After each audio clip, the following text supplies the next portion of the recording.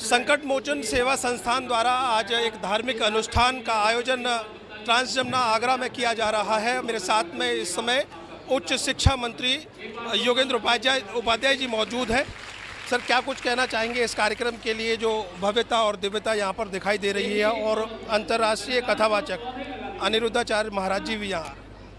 बहुत ही भव्य और दिव्य कार्यक्रम है ये, जिसमें भक्ति रस प्रवाहित हुई है और हमारे यहाँ पर कई तरह से पूजा अर्चन और ईश्वर की आराधना है। एक एकांगी आराधना भी हमारे यहाँ पर है हिंदू संस्कृति में, और एक सामूहिक आराधना भी है। जबकि अन्य कई जो धार्मिक धर्म हैं उनमें एकांगी है या फिर सामूहिक है। हमारे यहाँ हर तरह के द्वैतवाद, अद्वैतवाद, द्वैताद्वैतवाद, अद्वैतवाद। तो इस तरीके से ईश्वर को हम हर तरीके से याद करते हैं। उसका स्मरण का एक तरीका ये भी है कि सामूहिक रूप से ईश्वर की आराधना करना, और जहाँ ईश्वर की आराधना होती है वहाँ स्वयं ईश्वर मौजूद होता है। एक सवाल मेरा ये है कि उत्तर प्रदेश में निरंतर जो योगी आदित्यनाथ जी हैं, कहीं ना कहीं धर्म से जुड़े हुए हैं और महंत हैं, बड़े मठाधीश हैं। उनके सानिध्य में तमाम कार्यक्रम धार्मिक हो रहे हैं उत्तर प्रदेश में। उसी क्रम में एक कार्यक्रम में फतेहपुर सीकरी नगला यज्ञ में 1100 कुंडीय रुद्र महायज्ञ हो रहा है। वहाँ पर शिव महापुराण, श्री राम कथा जैसे भव्य कार्यक्रम हो रहे हैं। तो कैसे देख रहे हैं सनातन की एक अलग उत्तर प्रदेश में कैसे जग रही है, देश में मोदी जी के राज में किस तरीके से? देखिए, राजनीति धर्म से अगर अंकुशित नहीं होगी तो राजनीति भ्रष्टाचारी लिप्त हो जाएगी। राजनीति पे धर्म का अंकुश रहना चाहिए, संतों का अंकुश सत्ता पे रहना चाहिए। और हमारी जो फिलॉसफी है भारतीय जनता पार्टी की, वो यही है कि धर्म आधारित राजनीति होनी चाहिए। तो धर्म ही राजनीति को सही दिशा देता है, और जो धार्मिक अनुष्ठान है उससे हमारी संस्कृति पुनर्जीवित होती है।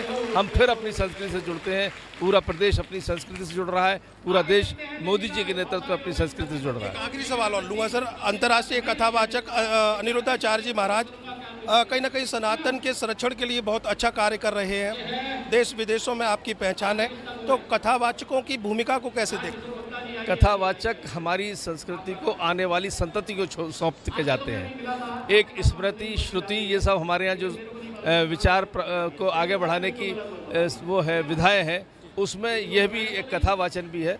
जो हमारे कथावाचक हैं या पुराणवाचक हैं, वो अपने संस्कृति को, अपने पुराणों को आने वाली संतति, नई पीढ़ी को सौंप के जाते हैं श्रुति के रूप में। बहुत सुंदर। उत्तर प्रदेश के उच्च शिक्षा मंत्री योगेंद्र उपाध्याय मेरे साथ में थे, और एक बड़े धार्मिक अनुष्ठान का आयोजन ट्रांस जमुना आगरा में किया जा रहा है, जिसमें अंतर्राष्ट्रीय कथावाचक अनिरुद्धाचार्य महाराज जी का आगमन हो रहा है। और उनको लेकर आप देख रहे हैं, ये काफ़ी यहाँ पर भक्त श्रद्धालुओं की उपस्थिति हुई है, क्योंकि उनकी जो पहचान है वो कहीं ना कहीं सनातन धर्म के संरक्षण के लिए और उसको बल देने के लिए कहीं ना कहीं उनको बल देने के लिए की जाती है। उनकी जो सभी भक्तों में जो श्रद्धा है उनके लिए वो वाकई अभिभूत करती है। और ऐसे अंतर्राष्ट्रीय कथावाचक अनिरुद्धाचार्य के आगमन पर यहाँ आगरा की जनता उनका भव्य स्वागत भी कर रही है।